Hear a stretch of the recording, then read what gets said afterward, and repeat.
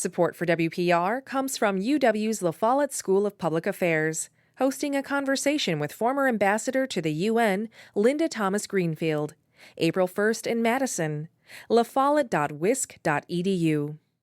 Support for WPR comes from Reynolds Residential Moving, dedicated to providing quality household moving and storage services throughout Wisconsin and North America. More information, including move estimates, at reynoldstransfer.com.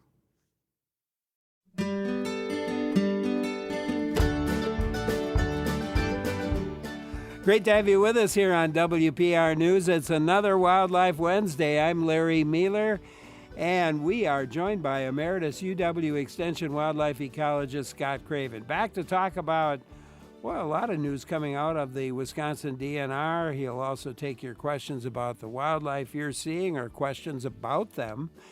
And hope you'll share your outdoor observations with us. We even have a setup, so if you have a photo, wildlife photo you want to send in, maybe for Scott to comment on or just to look at it and enjoy, we'd love to have that as well. You can email those photos or questions to talk@wpr.org. It's talk@wpr.org. Or just have a question, give us a call. The number is 800-642-1234. 1-800-642-1234. Scott Craven, welcome back. Good to have you with us. It's great to be back, Larry.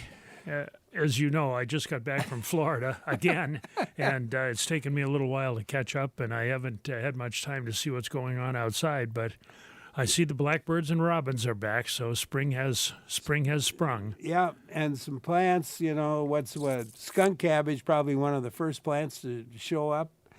Trilliums, dandelions. I haven't seen any of those yet, but... Haven't seen any of those, but the daffodils and whatnot on the south side of my house are up 3 or 4 inches, so that's a good sign. Okay. Well, how was Florida? I mean, tell us about the wildlife observations. I should say, Scott showed me a picture of a very large fish he took off the beach. Now, that was a big redfish. That was a lot of fun. But that was back in the January excursion when we spent a month down there in the southwest coast. This past week we were on a cruise in the Caribbean with 4,000 of my closest friends on a small boat.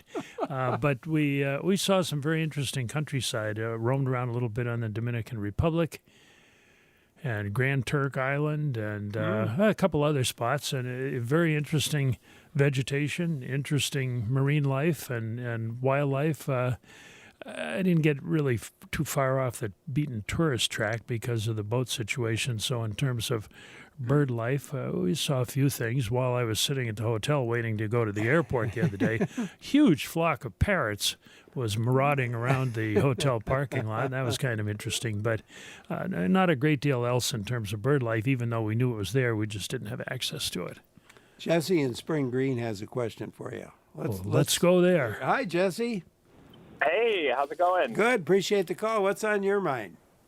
Yeah, I went to the Avoca Bottomlands and Prairie yesterday, and I came across a beaver dam that was about 120 feet long, and I don't think I'd ever seen one that big in the Driftless area before. How common are beaver in the Driftless area, and I guess historically, and what are their numbers like today? Beavers are pretty common historically, pretty much all over Wisconsin. Even from damming up some of the canals, so forth, right here in the Madison area, literally downtown or in the Arboretum. To I remember a friend of mine working on all sorts of nuisance beaver problems over around Waukesha on the golf courses, and of course they're prevalent in the North Woods where they're very common and cause difficulties for trout streams and culverts and assorted other things. And the Driftless area doesn't escape from this. There are certainly beaver there, too. And I can't say how they compare to historical numbers, but they're certainly still abundant. Yeah, they are indeed. Those dams. And the dams can get immense depending on what they're trying to, how many beaver are involved in what they're trying to dam up. So that's a big one, though, by any standards. Yeah, it definitely is. Jesse, thank you very much for calling. Appreciate your call. I want to talk about cranes for just a minute because I think it's April 12th is the start of the Midwest Crane Count. Mm-hmm. And this survey of sandhill and whooping cranes, is a big deal, isn't it? It's a big deal. It's been going on for a long time, and it's been very useful in terms of developing trend information for the growth of the sandhill population in Wisconsin. They were a bit unusual in Leopold's day and have enjoyed complete protection and are quite abundant now, to the point that, remember, that legislative study committee was operating a few months ago to see what to do about cranes in Wisconsin because of ongoing agricultural complaints about damage. And when like I said, I haven't been around for a few weeks, but I thought the committee reported out that they recommended or approved a sandhill crane hunt, and I guess that was then going to the legislature. Now, since the change in administration, I think all of our legislatures and government bodies have had their hands full with all sorts of things going on. So maybe a crane hunting season hasn't surfaced as an important issue, but I think that is before the legislature, and I would expect if anybody, like I said, I've been out of town for a while, Yeah. if anybody knows where that proposal stands or if anyone has actually put forth enabling legislation, I don't know that, but it may have happened. If it hasn't, I would think it would probably happen soon. So the cranes are doing well, and the committee concluded that they could sustain a hunting season. April is also the spring turkey hunt. It opens over much of Wisconsin. It's about the 12th or so of April, I think. The weekend of, I think it's the 13th and 14th is the youth hunt, and that kicks that off. And then a week later, I think on the 17th, whatever that Wednesday is, the first of the 6 periods for the general hunting season open. The tags have been distributed. I should have been paying attention. I don't know whether the bonus permits have gone on sale yet or not. I'm leftover. not sure. It was either. I better look that up because I sticks in my mind that it was either March 10th or March 20th, something like that. But I better pay attention. Yeah, the DNR is also asking individuals or organizations to help host the Learn to Hunt Turkey programs. And what are the DNR officials promoting with these programs? Well, as you know, there's a very strong effort, not just here in Wisconsin, but nationwide with what's referred to as R3, Recruitment, Retention, and Reactivation of Hunters, to ensure that our hunting heritage continues. You know, there's great concern over hunters aging out at a greater rate than young people are participating. So there's a tremendous effort and a lot of money, a lot of human resources being devoted to doing really anything they can think of creatively to encourage people to give hunting a try. That effort kind of started out with an emphasis on youth, but it's moved really now to a broad-based effort across all ages. And in terms of turkey hunting is no different. And with that coming up next, there's been a call for volunteers, not only the DNR staff and hunter ed instructors and so forth, but anybody who's willing to share their expertise and passion for turkey hunting, to share that with a would-be hunter. And DNR regulations allow for lots of opportunities. The youth hunt that I just mentioned is one. That comes up in a couple of weeks, 13th and 14th of April. The mentored hunting, where even outside the seasons, there are provisions where a one-on-one mentor and would-be turkey hunter can go out and hunt. The Learn to Hunt programs that the DNR sponsors and conducts also allow a hunting opportunity, and other things as well. The point is there's a wide range. If somebody's out there listening and say, I hear a lot about that turkey hunting, and there's a bunch of turkeys in the back 40, I'd like to see what's going on, then go to the DNR website, look up the hunting opportunities through the R3 program, and you'll find all sorts of chances to get involved if it piques your interest. Barry, who's driving near Barron, Wisconsin, has something for us. Let's go there. Hi, Barry. Well, hi, Larry. You keep me company as I drive to and from Superior, where I grew up, visiting my 107-year-old mother. Oh. And so I grew up in Superior, and now when I'm driving, especially, let's say, Spooner to Superior on Highway 53, over the last years that I do this drive regularly, I've seen a lot more bald eagles. And I think they're feeding on carrion, which might be an adaptation because I always thought they ate fish. But anyway, bottom line is, am I right? Am I seeing a lot more bald eagles in northern Wisconsin in places they really never used to be? Well, they've been doing well for a few years now. There are lots of eagles around.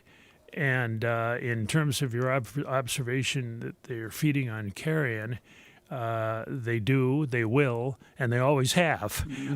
Although, we like to think of them as a big, powerful, strong national symbol, and they're up there sitting in a treetop waiting to catch a magnificent fish. But in fact, they'll take what they can get, including swiping it from an osprey or some other successful hunter, and whatever fish they can catch. But roadkill, particularly roadkill deer, are a very big attraction to eagles, and they make full use of them. And I think that was one of Ben Franklin's concerns way back when the eagle was identified. So, they're kind of scavengers. We should have something bolder and braver. But in any event, that's the way it worked out. But yeah, you're right on all accounts. They do feed heavily on carrion when the opportunity presents itself, and they've been doing very well, not only across northern Wisconsin, but I think there are eagle nests now in pretty much every county of the state. And Barry, if you're still listening at 12:30, we'll be talking about golden eagles, but I'm sure bald eagles will enter into it. Jeff Worrell is he's the co-lead researcher on a Driftless Golden Eagle Study of the Raptor Resource Project based in Decorah, Iowa. So stay tuned for that as well. And thanks a lot for calling. Appreciate your call.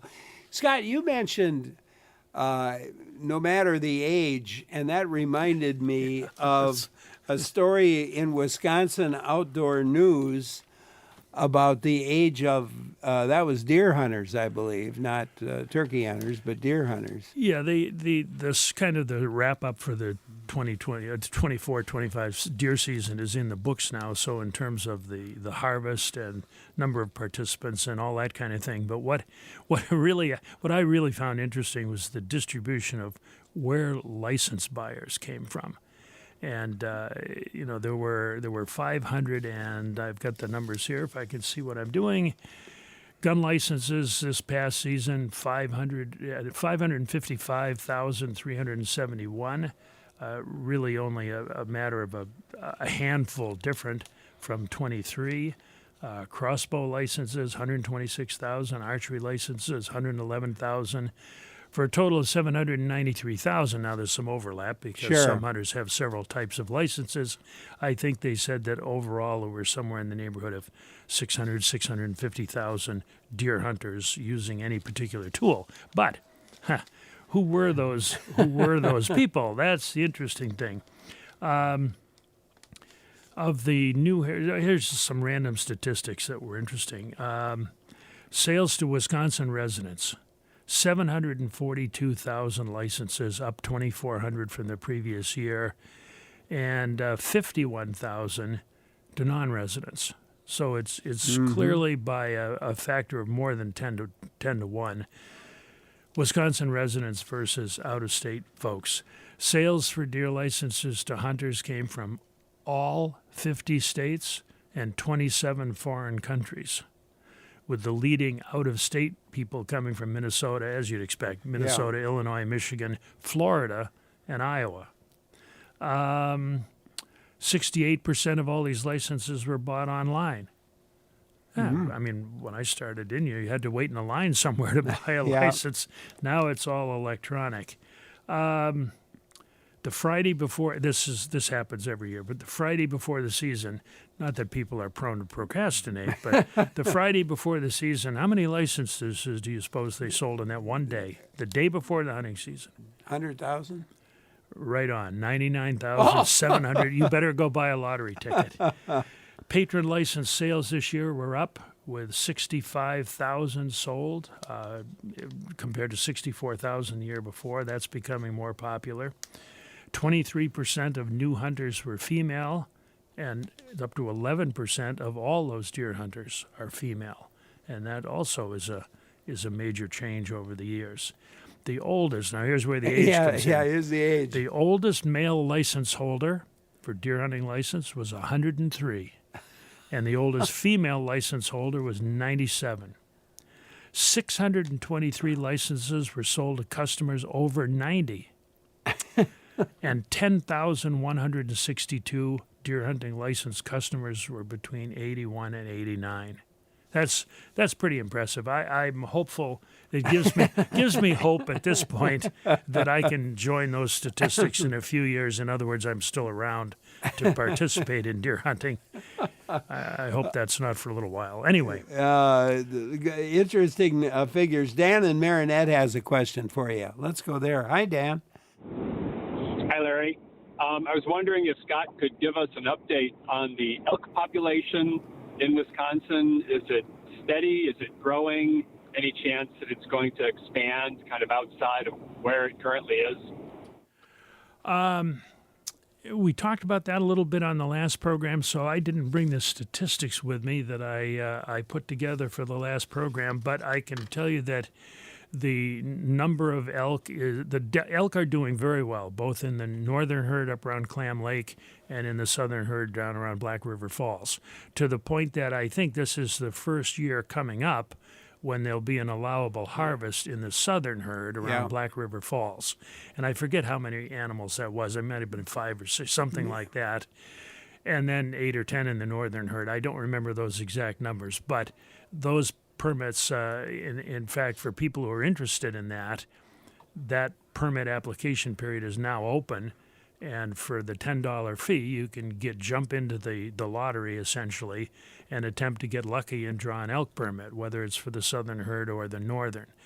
And I think that they run about 25,000, give or take a few thousand applications for that handful of tags. So it's a once in a lifetime opportunity if you're lucky enough to draw one. So the summary of your question, the herd is doing very well. It's expanded in numbers, particularly in the southern herd, enough to sustain some harvest there. The harvest allocation or the harvest permits for next fall are being solicited right now, and then will be drawn after the application period ends. So if anybody's interested, get on that pretty quickly and get your name in the hat, so to speak. So whether the herd will expand geographically, as you asked, I think that they're actually, although it's a difficult thing to contain, I don't think anyone would be too discouraged if the herds kind of maintain their geographic distribution as well, because those sites were selected for places where elk would have a chance to flourish, but with minimal competition with agriculture and traffic and assorted other things that cause problems for the elk herd. So I don't see any huge range expansion over time, although some of them clearly do disperse and move around, but they're doing pretty well. Candy emailed to say that turkey tags go on sale, the extra tags, on Monday, March 17th. Monday the 17th. So coming right up. I'm really glad that I remembered that, because that's going to cause a bit of a headache right now in the Craven family. Not because I'll be around to do that, but my son's been really keen to come out from Denver with his son for kind of a first-time turkey hunter situation, and he's going to be in Finland on the 17th, spending a night in the Ice Hotel. So, my goodness! When I tell him that here in a few minutes that they go on sale, I suppose, hey, with electronics, I suppose he could apply from Finland if he could figure out the time zone change. So, okay, well, that's my task for the rest of the afternoon. Dave emailed to say they have pileated woodpeckers frequenting the trees by their home in Vilas County. Last night, Dave saw something they hadn't seen before, 2 females hanging out together. Usually they just see a male or a female, or a male and a female together. Any ideas of what 2 female pileated woodpeckers might have been doing? I'm afraid to speculate on that, but the reality is that if in an area, particularly in northern Wisconsin, where they're a reasonably common bird, they may have just been attracted to a particularly good food source or a dead tree that they were working on or something. Yeah. It could be something completely innocuous like that. It could still be an affiliation from a last year's brood still hanging around together. There could be a number of explanations. Yeah.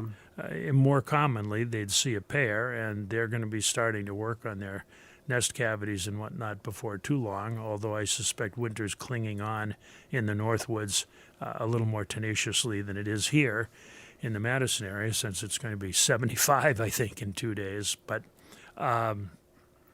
anyway, if you got them around, keep an eye on them, see if you can figure out where the nest tree is, because when I was working up at Kemp Station, I had a pair nesting in a red pine snag right next to my office, and it was just wonderful watching those birds come and go, and then the young ones eventually emerging. So find the nest tree and set up a camera and see what you can get. Peggy Sue in Brillion, we'll go to you next. Hi. Hi, Larry. I'm on my way to work. Thanks for taking my call over at Fleet Farm there again. I'm calling because for the second year in a row now, I've seen a pair of trumpeter swans. I thought they were trumpeter swans from every picture I've ever seen, but this year I asked in my group that I follow on Facebook, and they had a little bit of a discussion that they could be tundra, but these were definitely, according to my experts, were trumpeters. So I'm really excited, but beyond that, behind them, there were like 30 male turkeys. So we're loaded out here at Brilliant. 30 male turkeys. That's interesting in conjunction with looking for turkey permits. I might have to give Peggy Sue a call out at the Fleet Farm. I saw 10 male turkeys on the east side of Madison, and sort of right on the edge. It's going to soon become some sort of development, but for right now it's a cornfield that had been picked, and there were 10 males. Those males, those gobbler groups, will be breaking up shortly, and they'll be scattering around the countryside and take a dim view of each other after hanging out together all winter. But that's a lot of gobblers in one bunch, no matter where you are. And as far as the swans are concerned, they certainly could be a pair of trumpeters. They've done very well as well since their introduction, 30, 40 years ago now.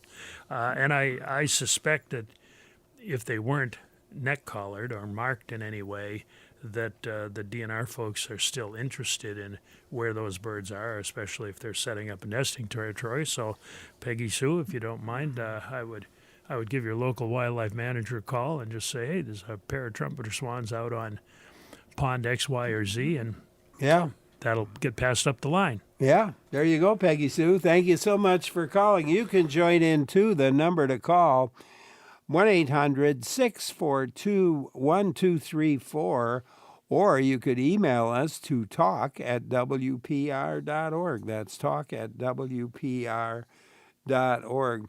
Irene in Middleton called, couldn't stay with us, said she heard a bobcat acting strangely in the Madison area, was captured and tested positive for bird flu. And Irene wanted to know if this was true, and It was true, and the animal was just euthanized, I think, yesterday. Oh, is that right? I think that was on the news, and kind of a sad situation. But bobcats have been becoming more and more prevalent just west of Madison. It doesn't surprise me that they're around. The bird flu situation surprised me and scared me a little bit because that seems to be affecting not only birds now, but other things. And like the price of eggs, for example. I've heard that's gone up a little bit. just a touch. Just a touch, Scott. Irene, thanks a lot for that question. It's sad, but true, unfortunately, that you wonder how it wound up with bird flu, but it could be maybe it ate a bird or... Well, it makes me especially nervous as a bit of a segue, but I don't know what the current status was. I think that was supposed to be resolved this week. But the National Wildlife Health Laboratory here in Madison, a one-of-a-kind facility within the government, in the world really, is threatened with is threatened with either near elimination or elimination in the current upheaval in Washington, with agencies being cut back. And since that's a unique facility and things are heating up with bird flu and assorted other things, I hope that's not the case. Scott Craven, our guest today as we talk the world of wildlife. I'm Larry Mealer for WPR News. Great to have you with us today as we take a look at the world of wildlife here in Wisconsin and a little bit elsewhere as well with our guest, Scott Craven, Emeritus UW Extension wildlife ecologist. Always great to have him come by. Questions, give a call. The number's 800-642-1234, or you could email us to talk@wpr.org. That's talk@wpr.org. Just to stay on the turkeys for a second, Scott, Lynn in Stevens Point says a couple of weeks ago, Lynn said they counted 112 turkey in a cornfield northwest of Wisconsin Rapids, the most they've seen in one place at the same time. That's a lot of turkeys, but I remember back, they were introduced in the 70s, and there were some years in the 80s when they were still kind of concentrated in southwestern Wisconsin. But I remember the biologists reporting in those valleys in the Driftless area where you can see for a couple miles. I remember one grouping that was reported, it was over 700. So they like to get together in the winter, especially if a good food source is around, and it's quite a sight. Yeah. One of the things that I like to do every year is, and I didn't do it this year, is attend a State Fishing Expo. It's held in early March, usually late February, early March, and it's always hosted at the Alliant Energy Center in Madison. There's another fishing expo in Milwaukee, and I'm sure other places as well. But it was very well attended, and it's kind of speaks a little bit to the popularity of fishing in our state. It spoke to a couple of things. I was there with a fishing buddy from a neighbor from across the street, and we went right as soon as it opened. And there were many hundreds of people waiting in line to get in when it opened on Friday afternoon. That used to be the quiet time to go. Yeah. That was not the case. But anyway, there was tremendous interest. There were lots of exhibitors. I think a couple things stood out as I wandered around thinking, do I really need any more fishing tackle? And the answer was no, but I still bought some. But the technology and the innovations in just baits and lures, things you tie on the end of your line. There were baits that looked more like fish than fish do. I mean, they were my buddy commented, these things are works of art. Just amazing baits and people molding all sorts of soft plastic baits in all shapes and sizes and colors. And one fellow we talked to said, you tell me what shape you want and what color you want and what you want it to smell like, and I can mold it for you. And I got his card, and I like to use those rubber worms for bass. Yeah. And this guy and you're a muskie fisherman, so he had molded some stick baits or rubber worms that were 15 inches long. They were like a chunk of broom handle. I said, what the heck are these for? The muskies love them, and maybe so, but might be worth a try. But there were lots of people, lots of interesting tackle on display, and holy cow, the technology in boats. Whoa. Yeah. Not only are they beautiful to look at, extremely functional. Every little gadget and hook and nook and cranny that you could think of that might be, how did they think of that? And this is fantastic. And all the electronics and the price tag to go with it. Yeah, tag for sure. It was amazing. So I'm glad I went, and I'm looking forward to the open water fishing season. I can recall, this is years ago, I went to that expo, and I went over to the little trout pond. They had a contest every day. The winners of the contest would receive a prize, and I caught 10 in 5 minutes. I happened to be, I was able to drop my bait right where the water was coming in down, and so drove the lure down a little bit. Mm-hmm. And I won Packer tickets. Wow. I had the most for that day, so I went and set a pair of Packer tickets. That's pretty cool. Yeah, pretty cool. Perry and O'Connell, it's your turn. Hi, Perry. Hey, Scott, I got a question for you. I have some, I believe they're going to be nesting if they're not already started, mourning doves that are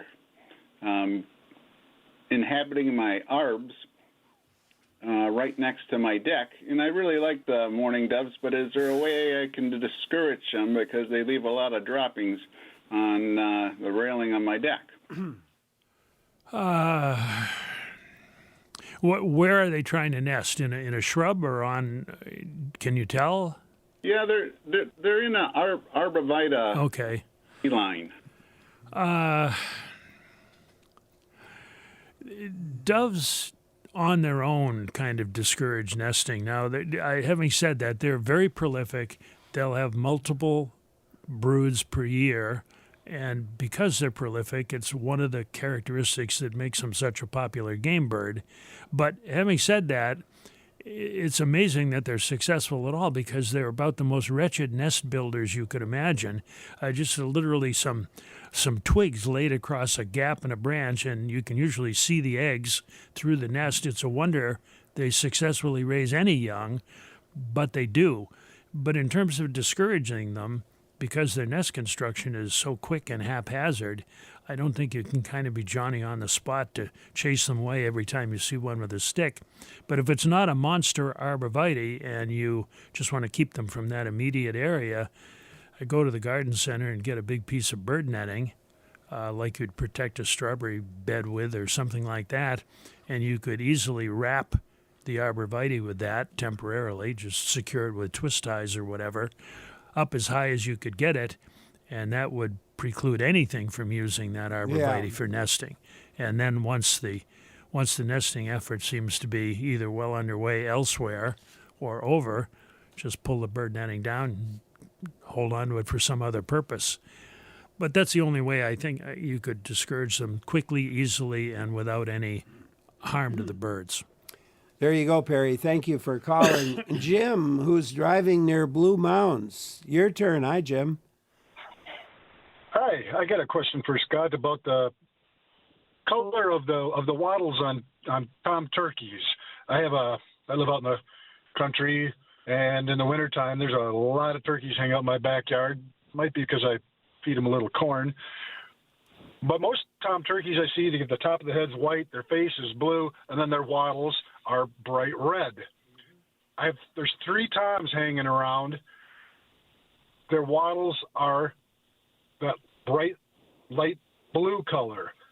All their other plumage is the same, but their wattles are blue. I'm just wondering if this is a common color mutation or what that is. And it's also interesting that the 3 blue wattled ones hang up by themselves and the red wattled ones hang up by themselves. They don't seem to intermix.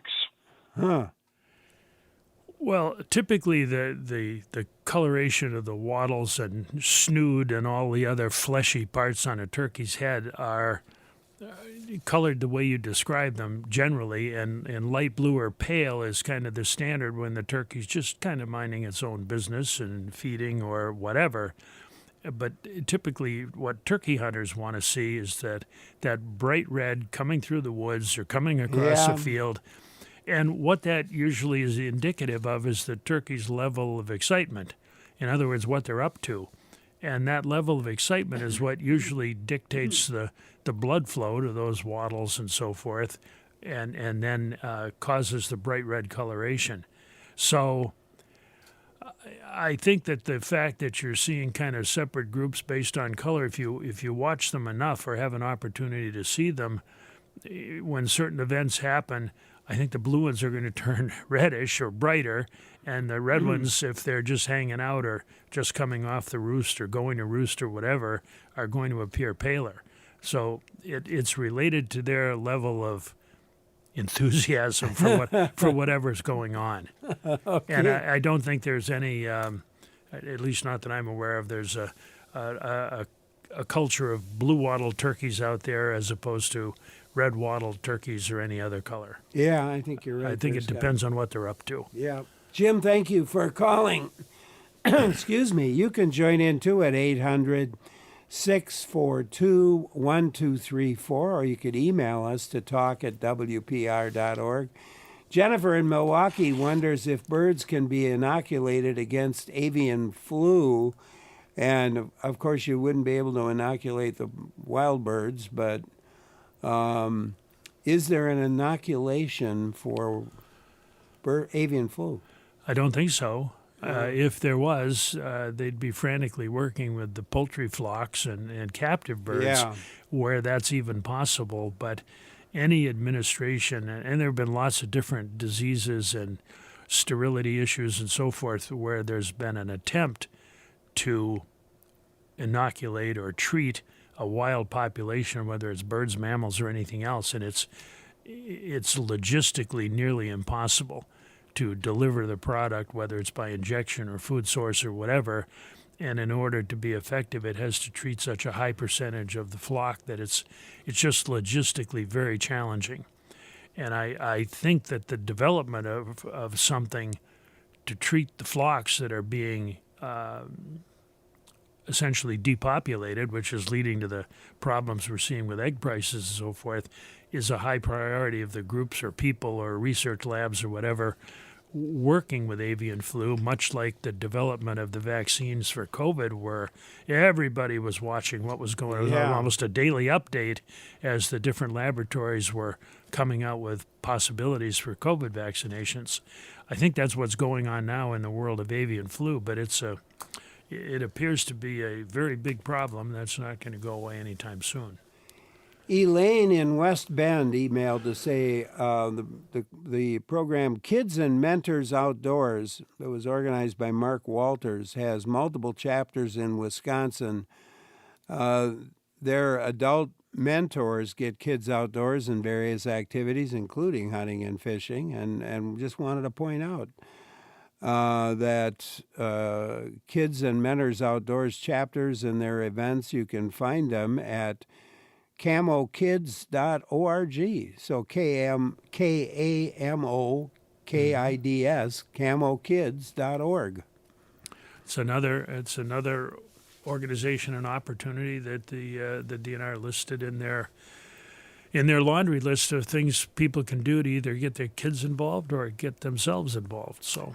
And Lynn in Pewaukee emailed to suggest, for keeping, I guess, birds off the railing, wrapping the railings with crumpled tinfoil.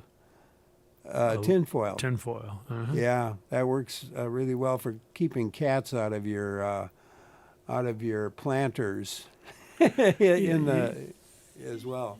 He and the caller who was concerned about the birds nesting can certainly treat if the railings. He was concerned about droppings on the railings, I guess. But there are all sorts of commercial products available too that can be applied to the railings, especially where there's like a post that they sit on. There are cones, for example, which you can put on, and all sorts of spiky little things and whatnot. But foils are readily available, inexpensive alternative. Have at it. Scott Craven, our guest, Emeritus Extension Wildlife Ecologist. You can join in with your questions. What's going on in your neighborhood regarding wildlife? Give a call. The number's 800-642-1234, or you could email us to talk@wpr.org. I'm Larry Mealer for WPR News. Great to have you with us here on WPR News, taking a look at the world of wildlife with Scott Craven, Emeritus UW Extension Wildlife Ecologist. Join in. You can email to talk@wpr.org or give a call, 1-800-642-1234. Brian, who's north of Presque Isle in the UP. Hi, Brian. Hi. Nice to be on the air. I heard you guys talking earlier about swans, and I'm at my cabin on a small lake just north of Presque Isle, and I was outside this morning and heard honking, and sure enough, I had 2 swans land on the ice on my lake. Oh, nice to see. Is this a factor of climate change? Is this common? How common is this? That they would be coming this early? Yes. Well, I mean, I don't know that we can attribute it to climate change. This is a very early spring, so things are moving in quickly. So that you seeing a couple of swans is consistent with what's going on all over the state right now with this warm weather and this blast of warm southern air we're going to get over the next couple of days is going to bring in lots more stuff. So enjoy it for what it is, along with the warm weather and the ice going out and early fishing and everything else that comes along with it. But one data point doesn't necessarily indicate that it's going to continue. And we're still, snow season I don't think is over yet, but we'll take what we can get while we can get it. My daughter's on spring break, and I took a day of vacation. We played golf yesterday, and I noted on one of the ponds on the course there were half a dozen golf balls that were sitting up on top of the very thin ice that was left. Chris in La Crescent, Minnesota, your turn. Hi, Chris. Hi, thanks for taking my call. I have 2 questions. Is it maybe not advisable to be feeding wild birds right now during this time of avian bird flu? And then my second question is that I got a pretty elaborate system for feeding the birds that I thought the raccoons would not get to, but they have figured out a way to get to it. And I'm wondering what you do about trying to get rid of raccoons around your birds.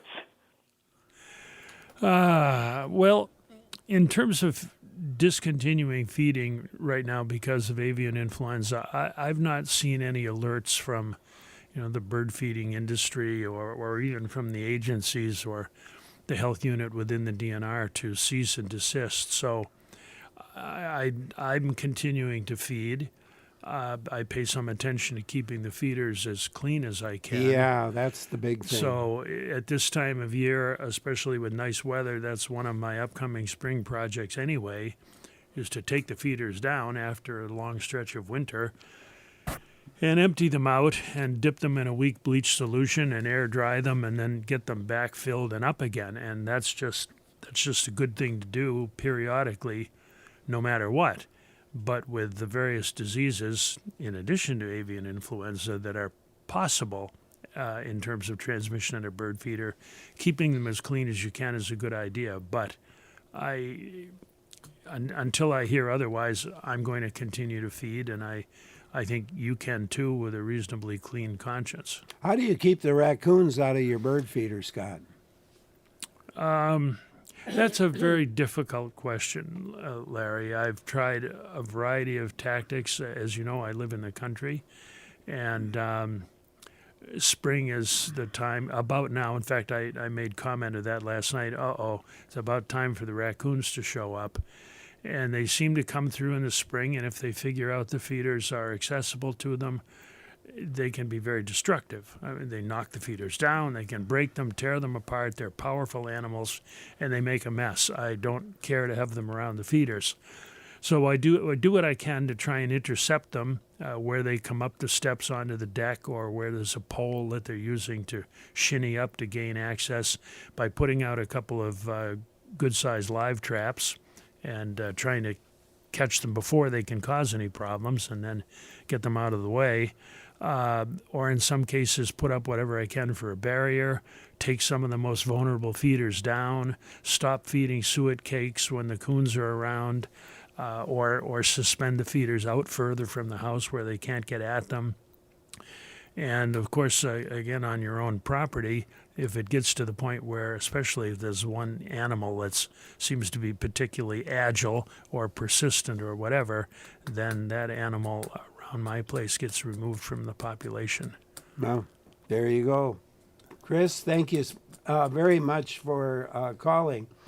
Rod in Rusk County, it's your turn. Hi, Rod. Yeah, thanks, guys. Scott, I've got a question for you.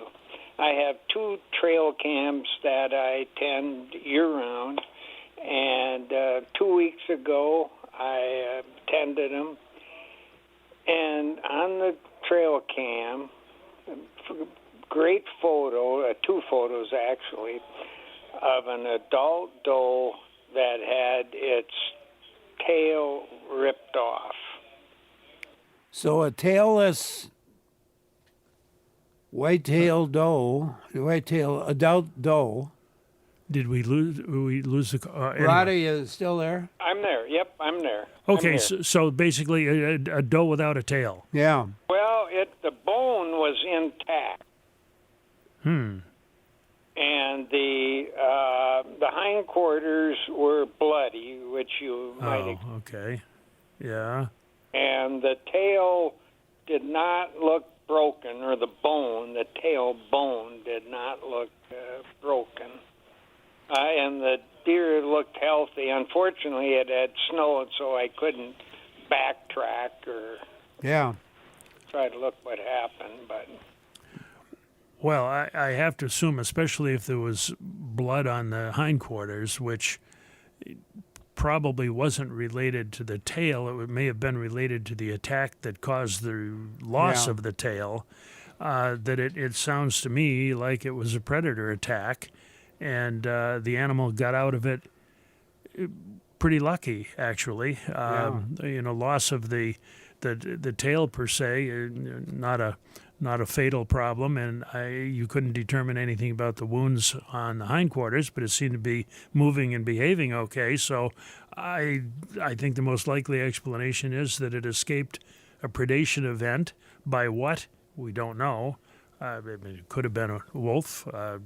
It could have been a bobcat. It could have been a number of things that gave it a try. It could have been a feral dog, for that matter. But we'll never know that, but that seems to be the most likely explanation. Yeah, it sure sounds that way to me as well. Rod, thank you for calling. Appreciate your call.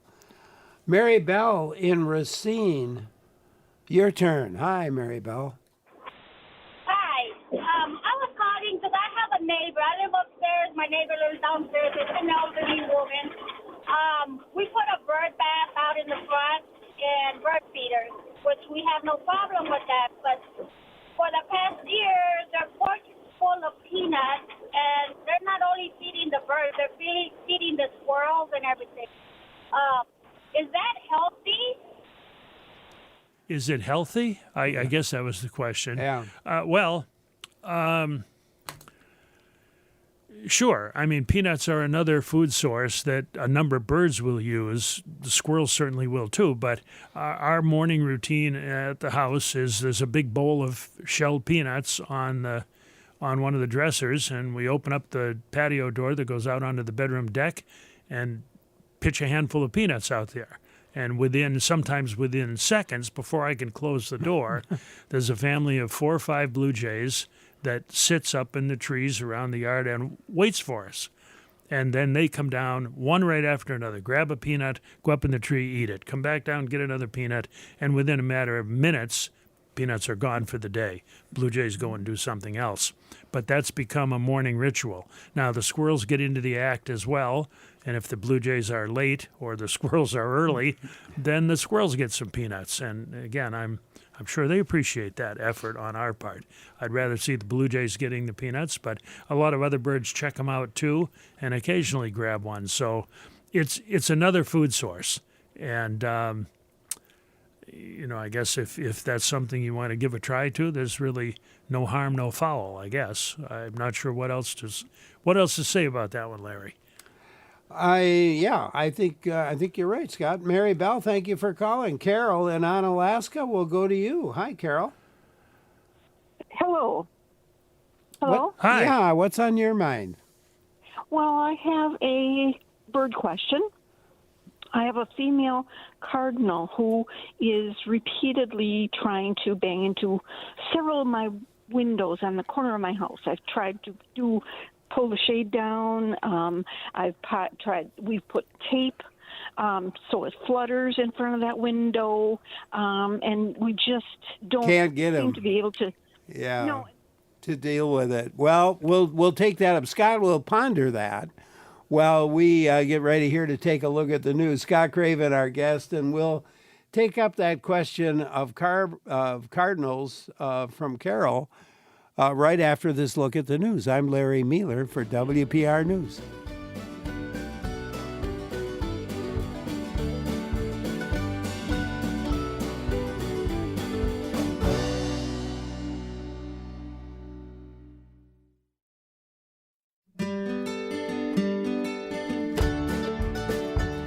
We're taking a look at the world of wildlife today with Scott Craven, Emeritus UW Extension Wildlife Ecologist. Larry Mealer here. Great to have you along today. You can join in. The number is 800-642-1234. You can email to talk@wpr.org. And we had Carol who'd called earlier. She had... forgotten now which bird. There was a bird. Cardinal, that's right. It was a cardinal banging on her window and wondering how to get it to stop. There's probably only one perfect way. Well, I'm disappointed in myself that wasn't on my list of spring topics to talk about today, because birds attacking windows is a common annual event. And it occurs because the birds, it's usually the males actually, because they see their reflection in the window pane, and then they attack that reflection thinking it's a competing bird in their territory. And they're persistent, and it'll go on for the duration of the nesting season, so it can be very annoying. In terms of doing things, I think that when you talked to Carol, she indicated she'd tried some of the common things like balloons and other types of ribbons and whatnot to try and scare it away. Those are only modestly satisfactory, but as you said, Larry, we'll start at the other end. Yeah. The only foolproof way is to drape a piece of bird netting. I'm talking about black plastic mesh that you'd get at a garden center, usually used to protect a fruit tree or berry patch or something. You get it in big sheets. You don't need a big sheet, but depending on how the roof line, for example, is a single-story house, you can drape it right down from the overhang or the soffit and cover the window. If it's not, you need to put a little spacer up there so that the netting is not on the window, but is separated by an inch or two and has a little tension on it. So if the birds hit it, they kind of bounce off and can't get at the glass, because then the problem will persist. So that covering will eliminate the problem. And at a distance, it's not a cosmetic issue because you can hardly see that black netting from 20 feet away. So it's not like you're going to make a mess out of the visual appeal of the house. Or you can cover the window with some, paper roll or whatever you have to simply cover the window and just tolerate that for the time being. Even a piece of fabric draped down over it on the outside would also solve the problem. People have varying results with bird silhouettes. You can get these at the bird feeding stores, nature centers, and whatnot. It's basically a black plastic outline of a flying hawk that's mounted on the inside of the window, and that will help in some cases. Anyway, it's a matter of deterring the birds, because the common offenders are robins, cardinals, a couple other species, and they can be very persistent. But they're fully protected, so this isn't a case where you can take matters into your own hands. Right. I'm going to remove this bird. You need to either tolerate it for the duration of the nesting cycle or prevent the bird from getting access to the window, and that's the long and short of it. Vicki in Eau Claire has something for us. Hi, Vicki. Hi, Larry, and hi, Scott. Regarding raccoons getting onto the bird feeders, if the lady that called searches for a raccoon baffle using stovepipe, that works slick. My husband got some galvanized stovepipe about 6 inches across and probably 2.5 feet long, and put those on the pipe for our bird feeders, and the raccoons haven't been able to get up. Right. If the bird feeder's mounted on a pipe, or if there's a post leading up onto a deck that has the feeders, then the baffles will work great. And the other alternative to stovepipe or open pipe is an open cone, which they can't get around. So there are a couple of alternatives, but coons are very agile, intelligent by animal standards, and you need to be creative in figuring out how to deter them from getting at the feeders, or worst case scenario, moving the feeders or taking them down for a while until the coons move off. Vicki, thank you for calling. Karen in Madison, it's your turn. Hi, Karen. Hi, Larry. Hi, Scott. Hi. Scott, if you I don't know if you remember back, but I had called about a rabbit that was sick, and I walked right up to it, and you said it was probably lucky to have me walk. Well, I found it dead the next day, and the baby still had the other sibling was still alive because it was running around with the star on its head. So it must have been sick, and it got buried somehow. But the question I want to ask you is, if you're feeding all the animals, of course you're going to get them all. And if your backyard is Obrick, I'm wondering when the best time to try to stop doing it, or if it's better to do it every other day, or because there's never a good time. In a way, I look out and see a pregnant squirrel, and no, I don't want to stop. You see the point. There's always going to be a mating season when you're feeding them all. Sure. Well, you're right, Karen, and I see your point. You don't want to just cut these animals off cold turkey, so to speak, no pun intended. But on the other hand, once we get into spring and things begin to green up and things are blooming and bugs are coming out and so forth, I don't think you need to be overly concerned that these animals are going to be hurting for lack of food. Not only is natural food becoming readily available, but I can assure you, especially around an area like Old Brick or around the Arboretum or any green area, you're not the only person feeding, whether it's bird feeders or whatever else.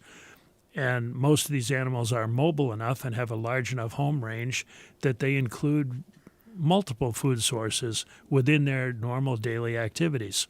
So suspending your feeding will not likely cause a problem during the warm season, or even during the cold season for that matter. But you have to think about the motivation a little bit. When bird feeders have been asked why they're doing what they're doing, sure, there's a lot of, we're doing it to make sure the birds survive. But when the rubber meets the road, there's a strong tendency among bird feeders. They're feeding because they enjoy it. It's a recreational activity, and the reward is seeing and hearing the birds and seeing their normal behaviors and all sorts of natural events, and them feeding their young and so on. So it's perfectly okay to keep feeding during the summer months, so you can see the birds bringing their young into the feeders or whatever, as long as you do it by keeping the feeders clean and not having a big accumulation of seed hulls and droppings beneath the feeder and that kind of thing. So it depends a little bit on your motivation. So if you've decided, no, I really need a break from this, go ahead, take the break. The animals will be fine for the most part. Karen, there you go. Thank you so much for calling. Let's turn to Nellie next. Hi, Nellie. Hi there. Thanks for having me on here, and this is such a wonderful resource. I'm calling not because I have a particular animal question in mind. I'm just somebody who's really curious about learning about kind of the natural systems, and I have a question that's kind of inspired by this early spring and kind of the inconsistency we're seeing in spring times. My question is around phenology, and I've just been kind of pondering this in terms of thinking about all of the interconnected relationships between things that bloom and things that pollinate and things that are flying, all the things. Given the fact that there's kind of a growing inconsistency with the timing, are we worried at all about a gap that's kind of forming? Like if things start to bloom, but the pollinators aren't yet here to kind of connect with those? Are we thinking that some of these normal, meetings that happen in the springtime, are those going to start kind of getting messed up? Absolutely. Yeah. Nellie's on the north shore of Lake Superior, by the way. I mean, there's no question that things are going to go haywire, and birds may arrive before foodstuffs are available. There can be all sorts of problems, but I think there are bigger problems than the asynchrony created by climate change. There are so many other things going on that where the root cause of the problem is human activity, as it is with climate change, that a lot of people are unaware of it. What comes to mind is some recent publicity about the people looking for, this may seem a little disjointed, but since Larry mentioned Lake Superior, people looking for shipwrecks in Lake Superior, Lake Michigan, and the difference that the hundreds of shipwrecks in Lake Michigan are all being buried and destroyed by the onset of quagga mussels, which have displaced zebra mussels. They were the cause du jour a few years ago. Yeah. Now these quagga mussels have pretty much displaced a lot of the zebra mussels. And they completely encrust and bury these shipwrecks.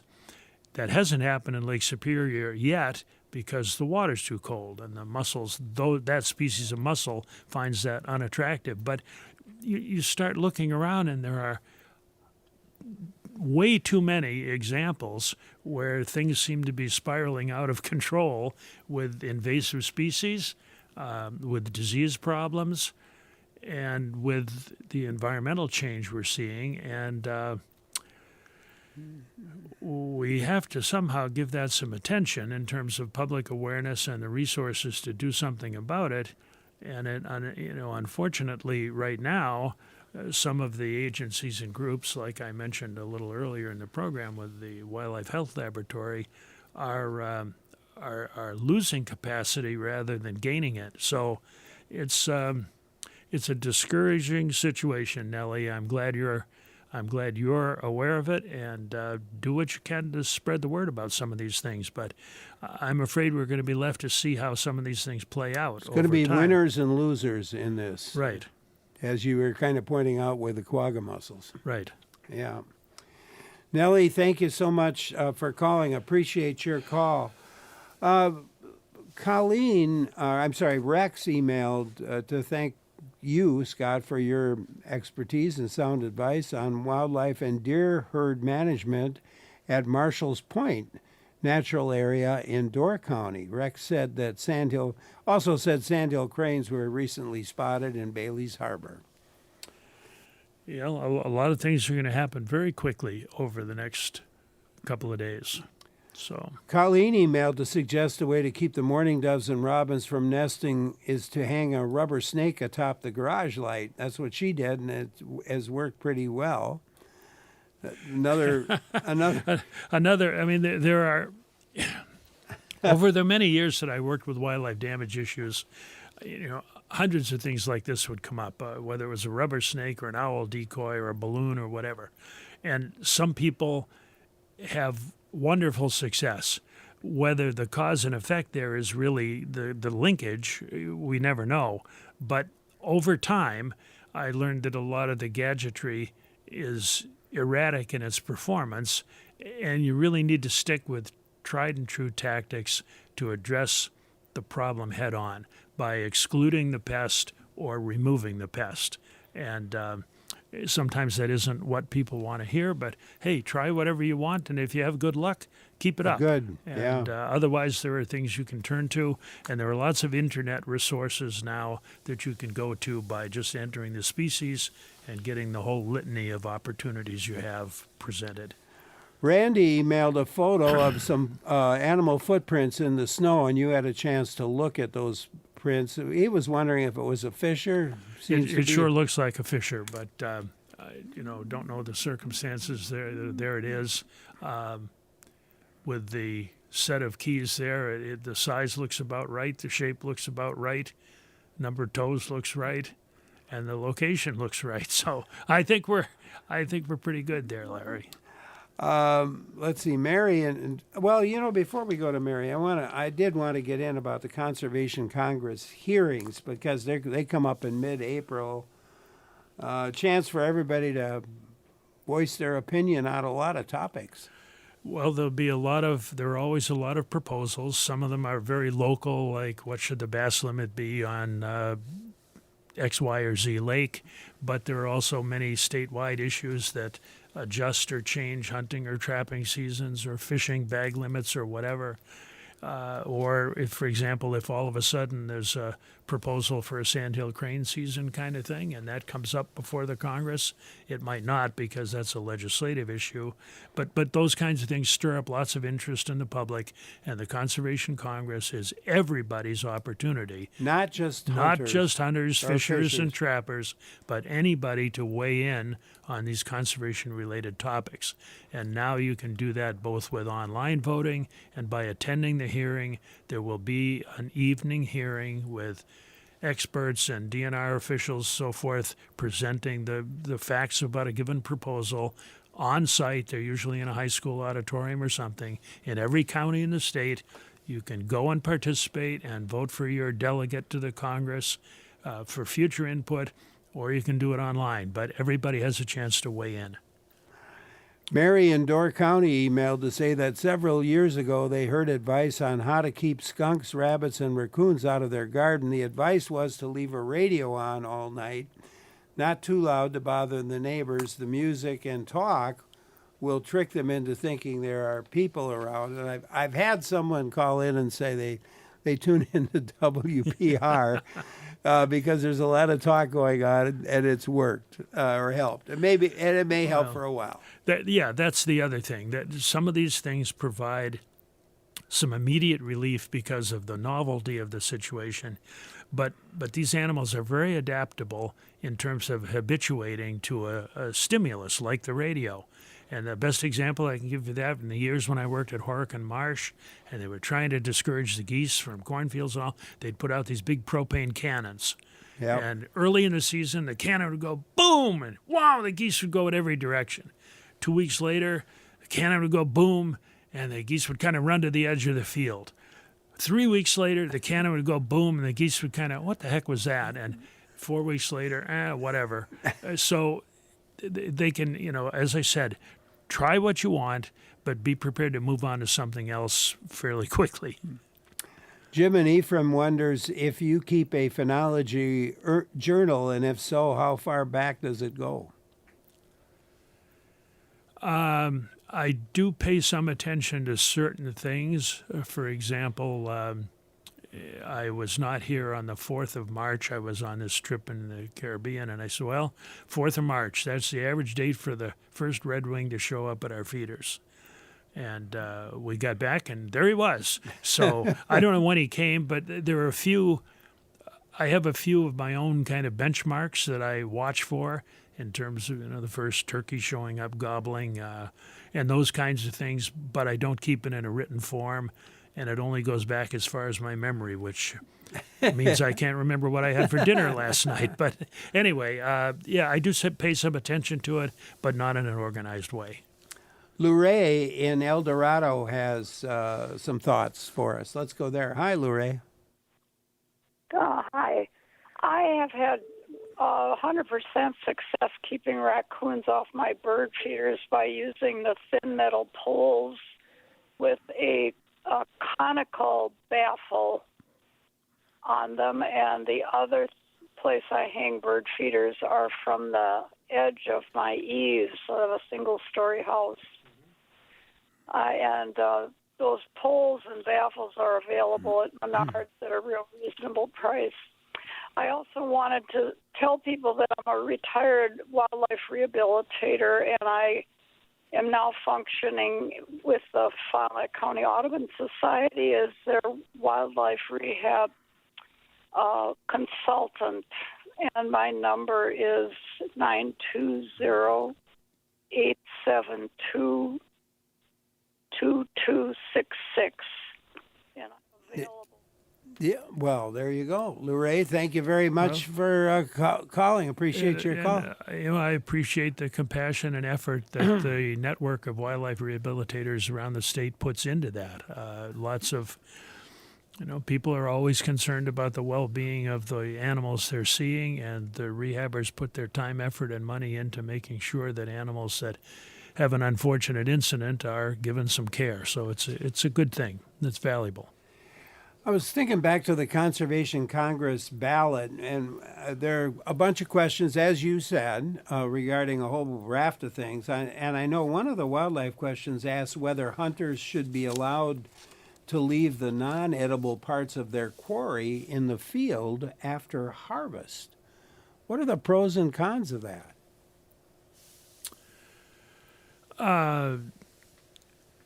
It would be a mess to do. In reality now, everybody's field dressing their deer in the field, and the gut pile is left. And in that case, what we hope hunters do is exhibit a little sensitivity that you don't leave a gut pile on the side of the road or in the middle of a parking area or whatever, just because of sensitivity to others.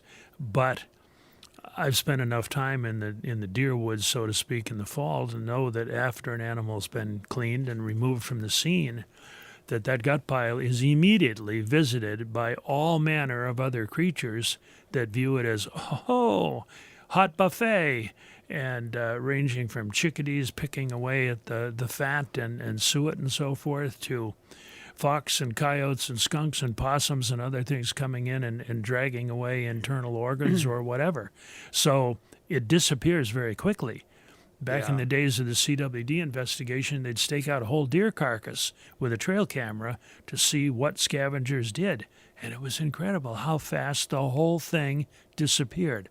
So I guess on the one hand, leaving the remains of harvested animals in the field in a sensitive way simply provides a return to the environment of part of that animal. The rest you're presumably taking for your own use and consumption. On the other hand, there's the aspect of littering, potential for disease spread in CWD areas, and other considerations. But I'm not altogether sure I understand the intent of that proposal. I'd like to hear the presentation on why it's even in there. Yeah, I'm interested too. I remember shooting a nice buck near the end of the day, just before dark one day, and came back and cleaned the deer and took it out. And the next morning, I went back to that same stand, as I always do, and sat up on my tree and had the greatest time watching every animal imaginable and bird come to that gut pile. It was really fun to watch, and it was gone. By the end of the day, it was gone. Well, a bear came along and that finished it off. Took care of everything. Wow. But fishers, there was a fisher. Any kind of bird and animal you could imagine was feeding on that. Yeah. Well, an interesting way to end up, Scott. Thank you so much for taking time to be with us today. Appreciate it, and we'll look forward to your next visit. Well, have a great spring. See you in a couple months. Coming up, we're going to take a look at some research on golden eagles going on right in our neck of the woods. I'm Larry Mealer for WPR News.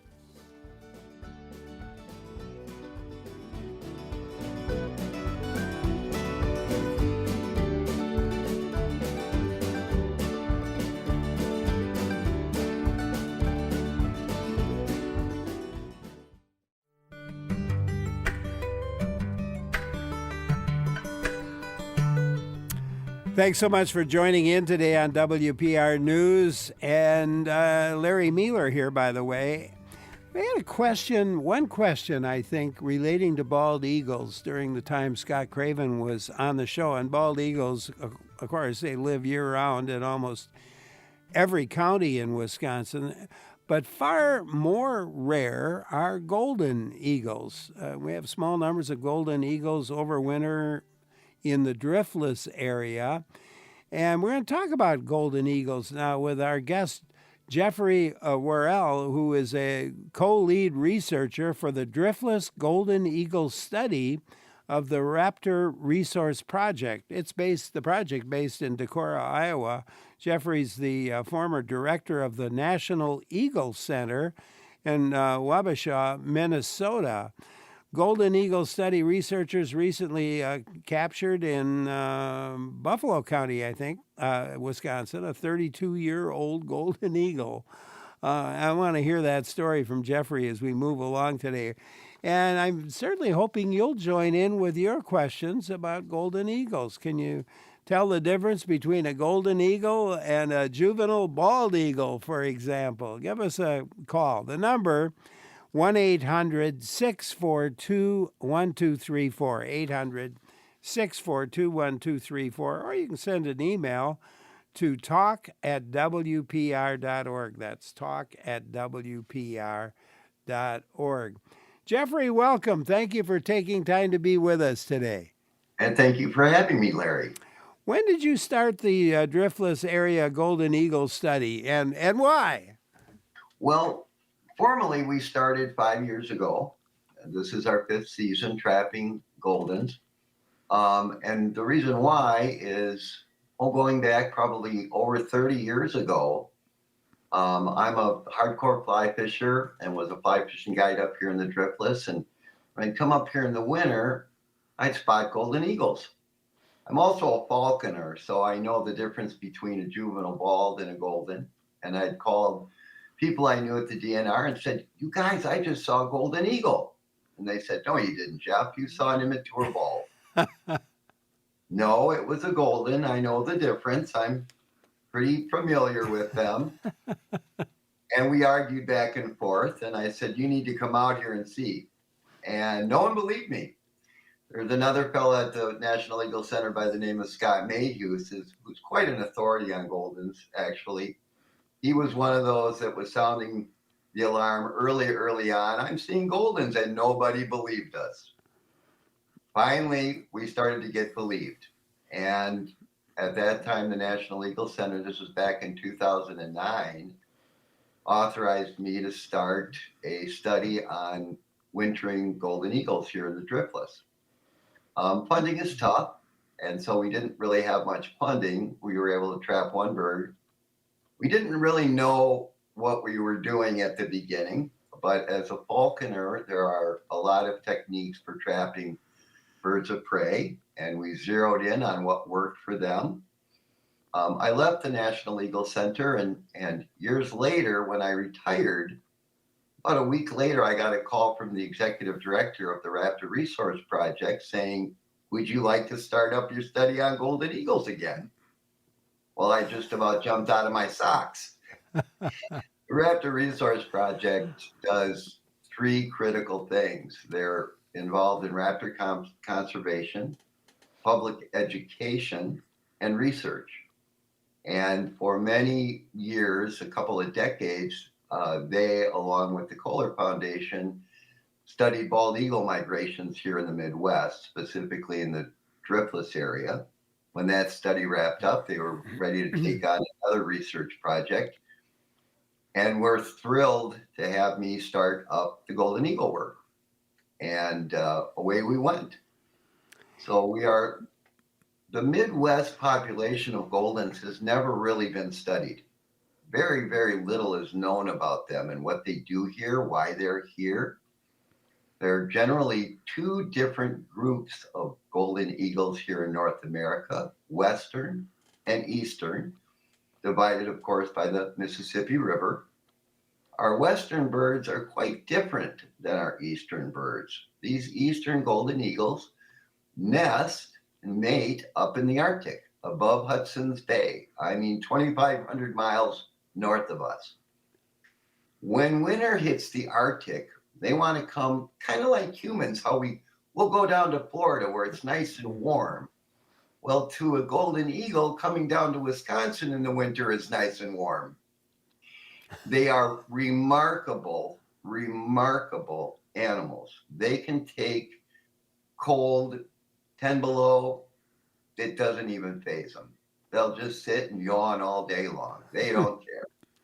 They are absolutely amazing in what they can deal with as far as environmental conditions. And they are the supreme predator of the sky. Nothing matches them. They are primarily predators, although they do occasionally eat carrion. not like bald eagles do, not nearly that much. If something is frozen, they have no interest in it. They like dinner warm and kicking.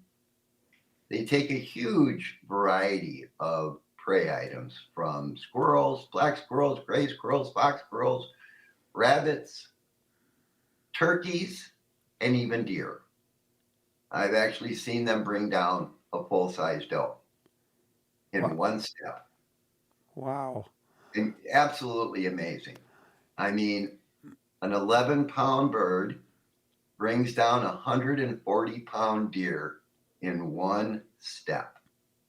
Wow. Isn't that incredible? Yeah. Now that bird, this was a morning, or it was actually an evening towards sunset. It was about 10 below. This was up north of, a little north of Wabasha, and in Buffalo County, in here in Wisconsin. That bird fed on that deer that night, and actually the film was captured by a bow hunter who had his trail cam out. He sent me the burst photos. You could see the entire kill. I asked him if I could go up and visit. He said, sure, come on up. So I went up. That next morning, that deer was a giant block of ice. And that golden eagle never came back to feed on the remaining 135 pounds that was there. But every other animal in that coulee fed on that carcass. By May, there was nothing left of it. Coyotes, bobcats, crows, blue jays, chickadees, mice, everything. And I have an interesting question on that. So what does 140 pounds of free meat mean to the critters in that coulee? I'll bet quite a bit. Yeah, I bet quite a bit. And a golden is, mature golden is larger than a mature bald eagle, if I'm not mistaken. Yeah, no, they're actually quite similar in size. Are they? Males are roughly 10 pounds, 11 pounds. We had one male that was 8 pounds. Females, of course, are larger. In birds of prey, females are always larger. The females that we trap are anywhere from 12 to 15 pounds. Okay. Very similar to the bald eagles that we've trapped over our years. Very similar. Mike in Wanakee has a question for you. Let's go there. Mike, thank you for calling. What's on your mind? Hey, Larry, thanks for having me on. Just a comment and one quick question.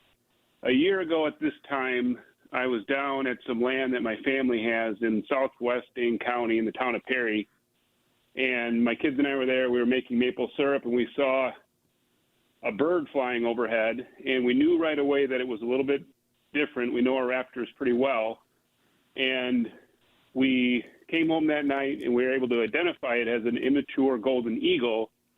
And the giveaway for us were the large white patches under each wing. And, not 100% certain, but pretty confident that that's what it was. And my question is, if that's what it was, does that mean there's a nesting pair of golden eagles in the area?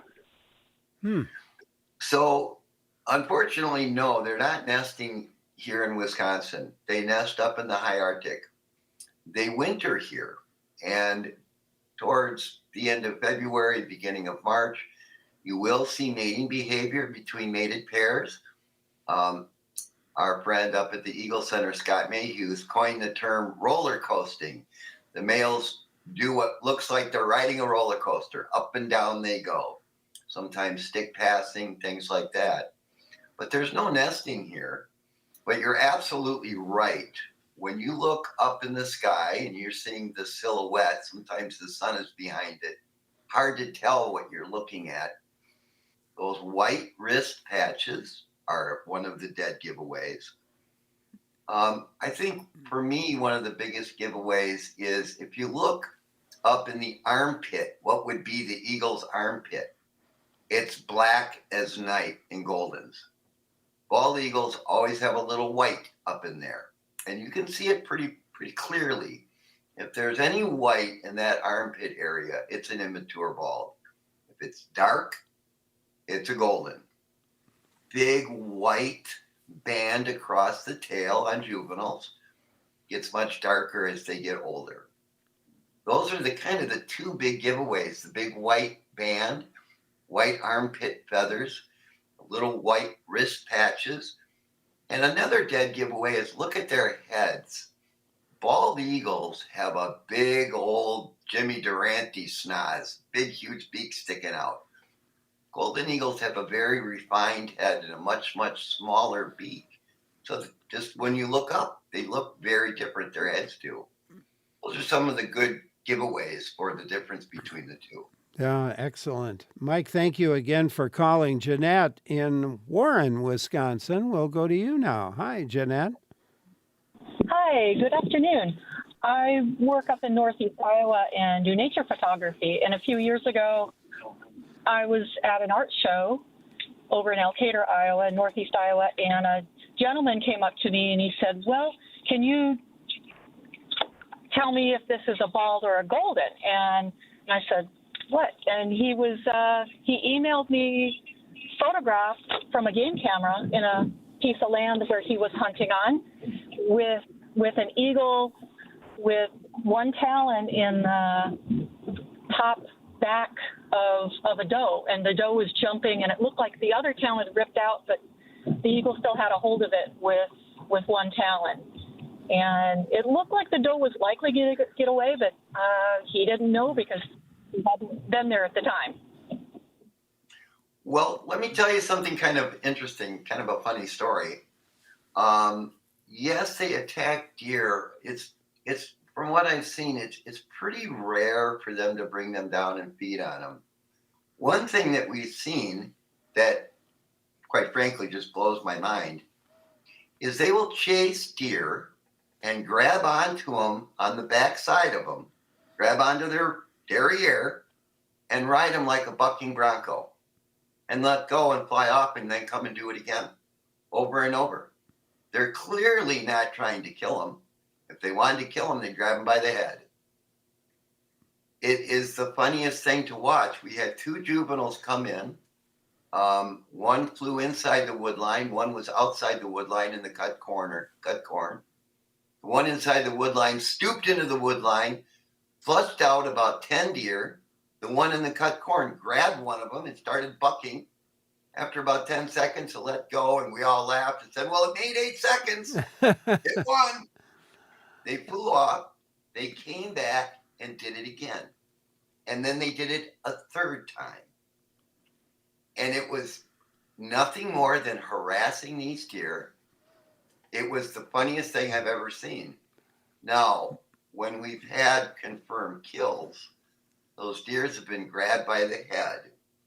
Their talons are so powerful, they can go right through the skull, and they kill them instantly. That's the way a mature golden eagle kills a deer. We talked to some native guides up in Nunavik, which is the last inhabited town before you get into serious Arctic.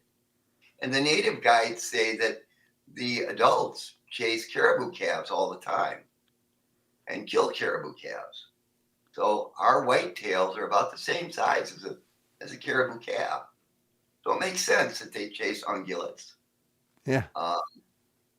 But what might you guess would be their primary number one preferred food source? Any guesses? I would probably say, well, probably small animals, maybe, like rabbits. In the beginning, everybody said squirrels and rabbits. Well, they do take squirrels and rabbits, but turkeys. Turkeys are their preferred quarry. They can't pass up a turkey that's out in the open, even if they're full. And they're incredibly adept at killing turkeys. It's like, for them, it's like picking a piece of lint off your shirt. It's unbelievably easy. We've seen them take them out of the sky like a falcon. I've seen them bash through brush like a goshawk. We've seen them hit them on the ground. They're feeding in a cut cornfield. I had an eagle fly overhead way high up. And I thought, well, he's got no interest in these turkeys because he kept on going. Well, 5 minutes later, here he comes maybe a foot off the ground, probably at 40 miles an hour. He came over the top of this little berm that the turkeys were behind. When he hit that flock, he was moving like a rocket. He hit one turkey, rolled it, did a wing over, grabbed that turkey, and of course all the other ones all took off. His kill took about 2 seconds. Oh. It was, and then he took a huge full crop, flew off, and then everything else in that area came and fed on what was left. Wow. They're amazing, and to watch them actually do their hunting is even more incredible. They are incredibly smart birds. For example, when we trap, we can't be anywhere near the area that we trap in. If we are, they know it, and they won't even fly over the valley that we're in. Oh. We've learned that the hard way. Jeff Worrell, our guest today, co-lead researcher for the Driftless Golden Eagle Study of the nonprofit Raptor Resource Project, based in Decorah, Iowa. I'm Larry Mealer. You're listening to WPR News as we talk wildlife and golden eagles. We're talking about golden eagles today with Jeffrey Worrell, who is the co-lead researcher for the Driftless Golden Eagle Study. Great to have him with us today. He knows his golden eagles, that's for sure, and he got some great stories connected with them. Mike in Madison has a question for you, Jeffrey. Let's go there. Hi, Mike. Good afternoon, gentlemen. So a couple of years ago, I was hiking on the south side of the river across from Ferry Bluff, very famous eagle area, and I happened to see two juvenile bald eagles sitting in a tree. Then they get like 20 feet away, and then I heard something cackle right above me, and I look up, and 10 feet above me was a golden eagle hollering at the two juvenile bald eagles. And they both flew away. They didn't go after each other, but the golden was really aggressively chirping at the two juvenile bald eagles. And I was wondering, do those two ever fight each other over their territory? Well, let's say they have skirmishes. They don't really fight. It's remarkable. They really tolerate one another fairly well. I trapped a second-year bird this year that was probably 100 yards away from an active bald eagle nest. And the baldies were in that valley all the time, and they never really bothered one another. The balds don't go after the primary food source for the goldens. The goldens don't really eat carrion, and they don't fish, so they get along fairly well, believe it or not. Now, when the baldies are on eggs or getting ready to go on eggs, yes, they'll get a little bit more aggressive. They'll push juvenile goldies out of their territory. But the adults, they seem to get along and don't seem to mind one another, which is pretty cool.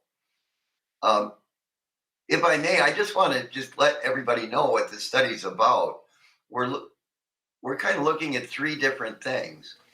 Number one is their migration patterns. Where are they going, and why are they coming back to the driftless? When they come back, do they come to the same area? Do they go to the same coulee? That's one thing that we're looking at. The other important thing that we're looking at, there's never, ever been any kind of immunology work on these birds or virology studies. And as your audience, I'm sure, is well aware, avian influenza has gone through our area and caused a lot of problems, a lot of dead birds. Like peregrines, golden eagles do kill and eat waterfowl. When they're up in the Arctic, snow geese are one of their primary food sources. These are the critters, waterfowl, that carry HPAI, highly pathogenic avian influenza. It made sense to us that we needed to do this work and look at the immunology of these birds. Both peregrines and golden eagles, as chicks, have immunity to HPAI. They have the antigens in their bloodstream. It makes a lot of sense. We didn't call peregrines duckhawks for nothing. If they're killing the critters that carry a virus, chances are pretty good they're going to have an immunity to that virus, and they do. And we're finding the same in golden eagles. We're also finding that, yes, they come back not only to the driftless, but the same exact coulee they were at the year before. Yeah. And they travel down with their young of the year and show them that migration route. And you have trackers in a way attached to these birds that you've captured and released. Any eagle that we capture that's say 3 years old or older, we put a GPS enabled backpack on them. These are very small. They're extremely lightweight. We've used them for decades and never had any issues with them. So they're very safe for the eagle to wear. But we get regular daily information on where they are. Some of these transmitters have a secondary transmitter, which we then, when they're here in the driftless, that transmitter is live and we can go find that bird and follow it all day long and see what it does. And we do. That is really. How long is your study going to continue, Jeffrey?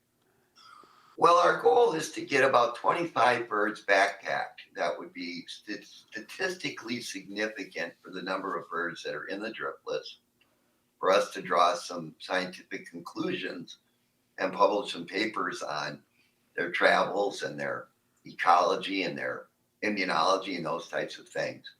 We have an incredible partners down at the University of Iowa's veterinary school that are doing all the immunology work for us. Incredible people down there. All on their dime, I might add. They're incredibly generous and helpful. The study will go, Larry, I would say for the length of all our GPS backpacks, which is roughly 8 years. Yeah. We're hoping the migration study will probably last another 10 to 15 years as we follow these birds. Predation study will be ongoing through this whole thing, as will the immunology work. And I mean, if people see golden eagles in the driftless area, would you like them to contact you? Oh, absolutely. We're always interested to know. In fact, most of the trapping we do are leads that we get from citizens that say, I have a pair sitting out my back 40 and they've been there for 2 weeks. And we'll go and scout them. And if they're the right age, we'll see if we can't trap them. This year was an incredible year. We trapped 6 adult birds. We believe we trapped a mated pair. And as you mentioned at the top of the show, we trapped what's known currently as the oldest living golden eagle in North America at now 33 years old.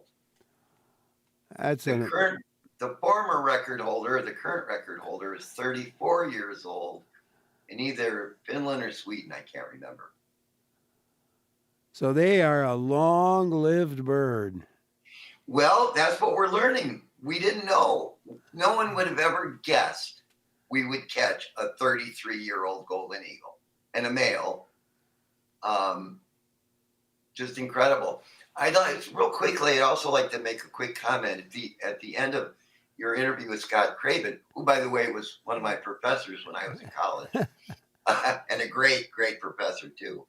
You guys were talking about gut piles. Let me remind the audience about lead shot in gut piles. Yeah. A BB-sized piece of lead will kill an eagle. Bury those gut piles, please, unless you're using non-lead ammunition.